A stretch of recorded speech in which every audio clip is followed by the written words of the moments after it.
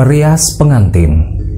Ya, profesi yang digeluti banyak sekali oleh kaum wanita. Mungkin karena profesi ini sangat prospek banget mendatangkan keuntungan. Entah mungkin sudah ratusan tahun yang lalu, banyak sekali para perias pengantin yang sudah hadir dari dulu sampai dengan sekarang. Kisah kali ini, gue akan ngangkat sebuah kisah tentang perias pengantin yang sangat seru dan sangat seram. Kenapa seram? Ya, karena memang ini kisah nyata. Orangnya juga masih ada, tempatnya pun sampai hari ini juga masih ada.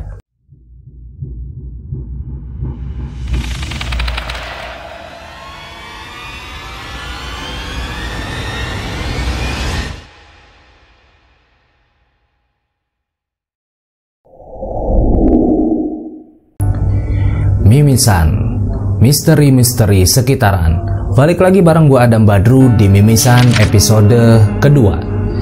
Guys, cerita hari ini gue dapetin lagi dari Bri Story. Ya, kita tahu memang di Bri Story ini banyak cerita-cerita yang nyata, kemudian juga pengalaman pribadi yang diceritakan langsung di sana. Dan di Bri Story kali ini ada cerita apa lagi? Gue langsung akan ceritain ke kalian semua. Tapi sebelumnya jangan lupa like, subscribe, dan juga komen biar gue tambah lebih semangat lagi. Langsung aja ke ceritanya, cekidot. Kisah ini kira-kira terjadi di tahun 1990-an. Sebut saja Nina. Wanita berumur 35 tahun. Biasa dipanggil Nina atau Mbak Nina, atau juga biasa dipanggil Ibu Nina. Ia menggeluti bisnis perias pengantin ini kurang lebih sudah 20 tahun lamanya semenjak ibu dari Mbak Nina masih ada. Dimulai saat Mbak Nina masih sekolah, dia sering banget ngebantuin ibunya untuk merias pengantin. Jadi sudah sangat lama Mbak Nina menggeluti bisnis atau profesi rias pengantin. Sampai akhirnya ibu dari Mbak Nina meninggal dunia saat ia usia 21 tahun. Dan Mbak Nina melanjutkan profesi yang sejak lama digeluti oleh almarhum ibunya ini. Sejak Mbak Nina masih tinggal di daerah Cilegon, Banten, sampai akhirnya sekarang punya rumah sendiri di Tangerang Selatan, Mbak Nina sudah cukup banyak mengalami masa-masa susah, sedih, sulit yang ia alami untuk menjalani profesi perias pengantin ini. Mbak Nina sering dipanggil untuk merias pengantin di daerah Pulau Jawa, bahkan daerah pelosok-pelosok yang ada. Bahkan kadangkala Mbak Nina harus mengikuti panggilan yang ada di luar Pulau Jawa. Tentunya di tempat-tempat terpencil ia sudah biasa, dan banyak pengalaman-pengalaman mistis yang ia alami saat ia merias pengantin di daerah pelosok-pelosok.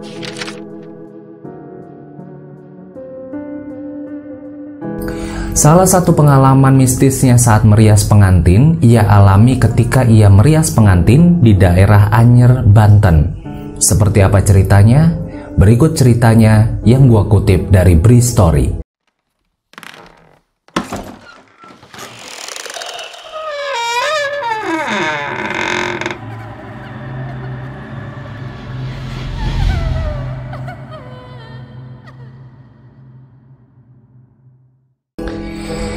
Kali ini Mbak Nina mendapatkan panggilan job untuk merias pengantin sendirian. Karena biasanya dia ditemani oleh asistennya Mira. Tapi karena Mira ada keperluan mendadak, alhasil Mbak Nina harus mengunjungi atau harus datang sendirian menuju ke kliennya. Mbak Nina adalah tipe orang yang tepat waktu. Dia lebih baik menunggu lama daripada dia terlambat sampai di lokasi. Sama juga dengan cerita berikut ini, Mbak Nina seperti biasa berangkat pagi buta untuk menuju ke daerah di salah satu daerah di Anyer, Banten untuk merias pengantin.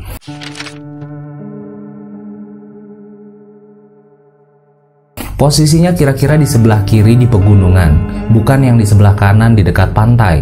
Dan katanya menuju ke rumah si kliennya ini sangat jauh dari jalan utama Anyer. Ya, Mbak Nina nggak ada masalah, karena biasanya juga Mbak Nina mendapatkan job-job yang sangat jauh di pedalaman-pedalaman, dan Mbak Nina ini tipikalnya survive, jadi nggak ada masalah buat dia.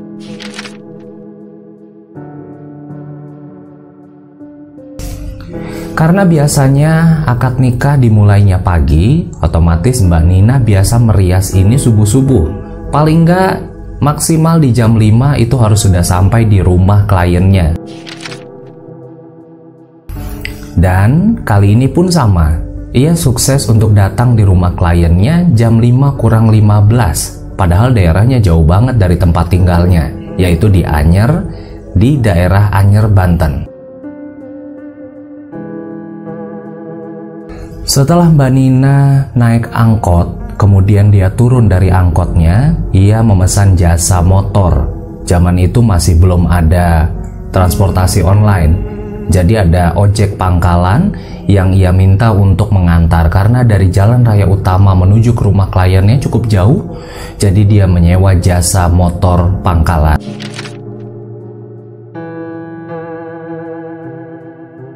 Sesampai di rumah mempelai wanita, Mbak Nina merasa rumahnya ini memang kecil tapi sangat nyaman, dan juga terlihat pedesaannya, di belakangnya ada pegunungan dan sangat asri sekali.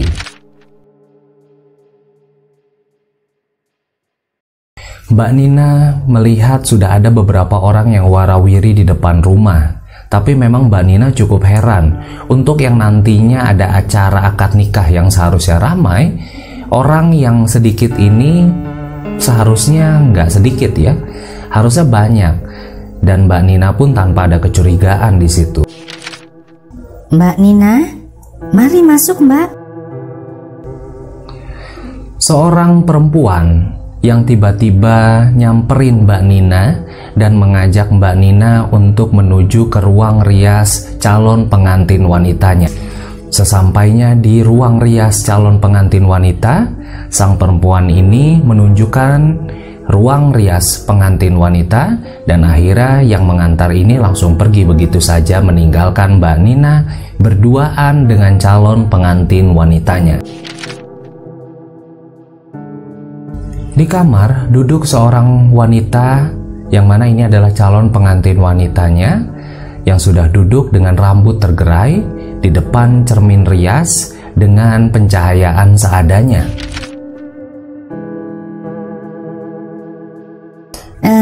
Saya langsung mulai aja ya, Neng. Iya Mbak, mulai aja.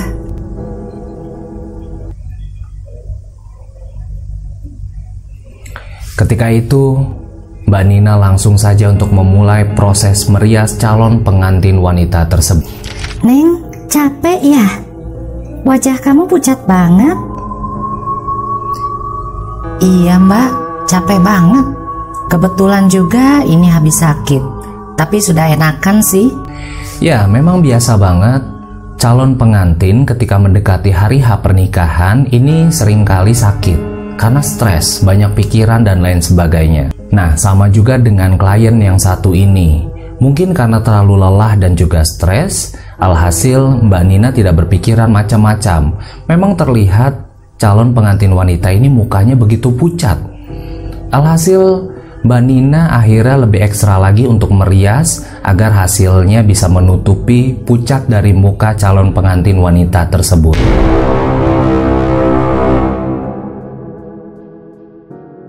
Ada yang aneh memang pada saat Mbak Nina merias si calon pengantin wanita ini.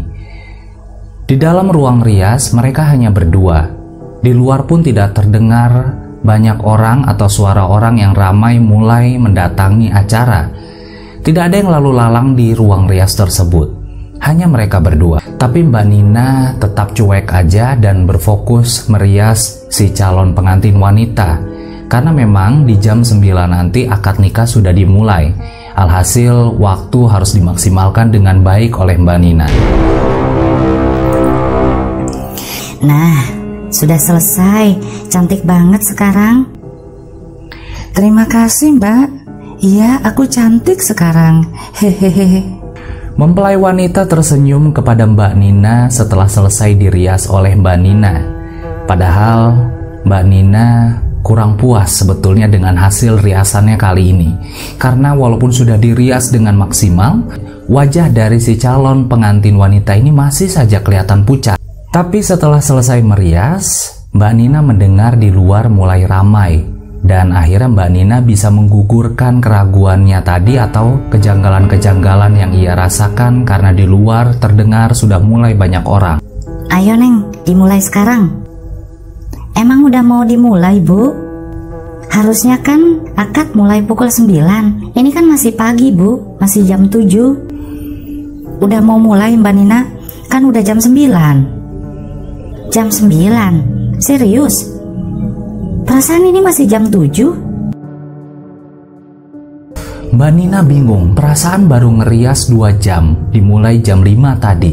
Tapi saat ini jam sudah menunjukkan jam 9.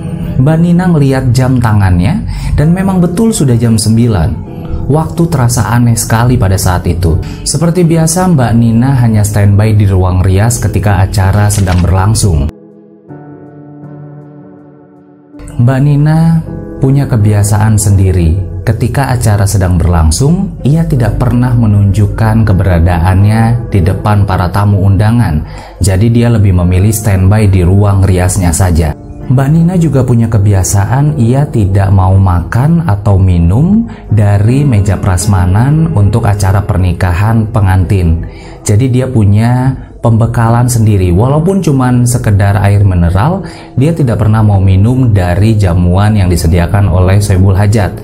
Dia memilih untuk membawa cemilan sendiri dan juga membawa air minum sendiri. Kenapa harus seperti itu? Ya, Mbak Nina punya kepercayaan yang diturunkan dari almarhum ibunya juga waktu dulu. Ketika merias, jangan pernah makan atau minum dari meja prasmanan yang disediakan oleh Soebul Hajat. Jadi lebih baik bawa sendiri. Almarhum ibunya bilang pokoknya ikutin saja dan jangan pernah untuk melanggar. Karena kalau nanti dilanggar, akan ada kejadian buruk yang mungkin terjadi. Setelah akad nikah terdengar sudah selesai, acara dilanjutkan dengan resepsi. Tamu undangan pun masih terdengar cukup ramai dan Mbak Nina masih standby di ruang riasnya saja. Nah, rencananya Mbak Nina ini setelah selesai merias, kira-kira nanti di jam zuhur, rencananya dia mau mengunjungi kerabatnya di daerah Cilegon, Banten. Berhubung juga pengantin nanti dirias laginya atau ganti baju kostum kedua yaitu maghrib. Jadi Mbak Nina memutuskan untuk pergi sementara, kelihatannya nggak ada masalah, sampai nanti kira-kira sore balik lagi sebelum waktunya ganti baju kedua. Kebetulan si pengantin akan ganti baju dan dirias kembali maghrib. Jadi Mbak Nina merasa masih ada cukup waktu. Duhur dia akan berangkat ke rumah temannya atau kerabatnya di daerah Cilegon, Banten. Sampai nanti waktunya dia akan balik lagi sebelum maghrib untuk merias kembali. Singkat cerita, duhur Mbak Nina akhirnya memutuskan untuk berangkat juga ke Cilegon. Perjalanan dari Anyer ke Cilegon kira-kira 2 jam kalau menggunakan angkutan umum pada saat itu. Setelah ketemu dengan kerabatnya di Cilegon, tibalah ia untuk balik lagi ke tempat tadi ia merias untuk merias kembali si pengantin sebelum maghrib. Kali ini Mbak Nina telat. Biasanya nggak pernah karena dia orangnya profesional. Sebelum Isya dia baru sampai di jalan utama Anyer, bahkan belum nyampe ke rumah si pengantin tersebut. Karena merasa sudah terlambat, akhirnya si Mbak Nina ini minta tolong ke supir angkotnya untuk disewa jasanya nganter sampai tujuan, sampai rumahnya, tidak hanya sampai pinggir jalan. Sedikit panik, akhirnya Mbak Nina juga pindah posisi duduk di sebelah sang supir angkot. Anehnya, dan ini yang membuat Mbak Nina semakin panik, karena Mbak Nina dan supir angkot ini sudah lalu lalang beberapa kali di daerah desa tersebut, tapi tidak juga menemukan rumah pengantin yang sedang mengadakan acara resepsi pernikahan tadi. Bener di desa ini lokasinya, Mbak. Ini udah jam 8 loh. Benar Mas, saya yakin desa ini tempatnya. Tapi kok kenapa nggak ketemu juga ya? Jalan desa juga semakin sepi karena jam Sudah lewat dari jam 8 malam. Aliran listrik juga belum banyak, jadi desa terlihat sangat gelap. Desa begitu gelapnya dan angkot terus masih mencari-cari rumah yang dituju oleh Mbak Nina. Zaman itu masih belum ada Sherlock, dan juga untuk handphone juga masih sangat jarang yang punya. Sudah jam setengah 10 malam, Mbak Nina tidak juga menemukan rumah tersebut. Padahal dia ingat betul jalannya. Sampai akhirnya Mbak Nina merasa lelah dan berhenti sejenak di salah satu bangunan tua yang kosong dengan sang supir. Gimana Mbak? Mau lanjut cari atau kita balik lagi nih ke kota? Boleh kita keliling sekali lagi, Mas? Saya masih penasaran. Saya yakin kalau rumahnya di desa ini, dan semoga kita nanti bisa bertemu salah satu penduduk sini, biar kita bisa tanya lokasinya ya. Pak supir angkot pun setuju dan akhirnya memutuskan untuk sekali lagi mencari lokasi tersebut. Tapi tidak merubah keadaan. Sama sekali tidak ketemu juga daerah yang dimaksud. Padahal Mbak Nina merasa tadi pagi merias di sana, dan juga Mbak Nina merasa baru duhur tadi dia meninggalkan lokasi itu. Dia ingat betul jalannya, tapi kenapa sekarang nggak ketemu-ketemu? Udara dingin yang mulai turun dari pegunungan pun mulai terasa karena desa ini dekat sekali dengan pegunungan. Tapi nggak lama, Mbak Nina dan supir angkot ini melihat ada beberapa orang yang sedang jalan kaki. Tentunya ini seneng banget Mbak Nina. Segera aja Mbak Nina mendekati gerombolan orang itu supaya bisa menanyakan daerah atau lokasi tersebut. Pak, maaf mau tanya, rumah Pak Thohir yang sedang ada acara pernikahan di mana ya Pak ya? Oh, rumah Pak Thohir yang ada pernikahan tapi nggak jadi. Itu Mbak, setelah belokan di depan rumahnya nggak jauh dari situ, di sebelah kiri.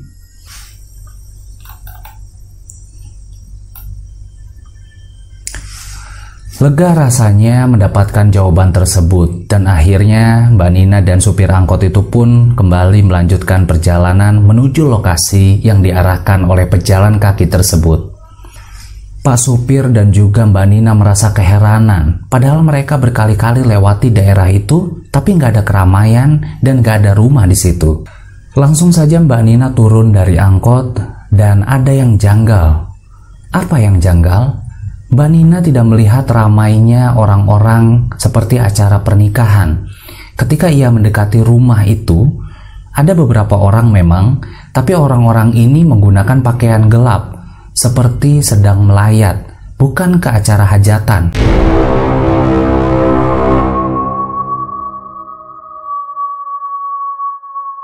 Bu, maaf, keluarga pengantinnya kemana ya? Oh, itu di salah satu perempuan lainnya yang sedang menangis itu, Bu.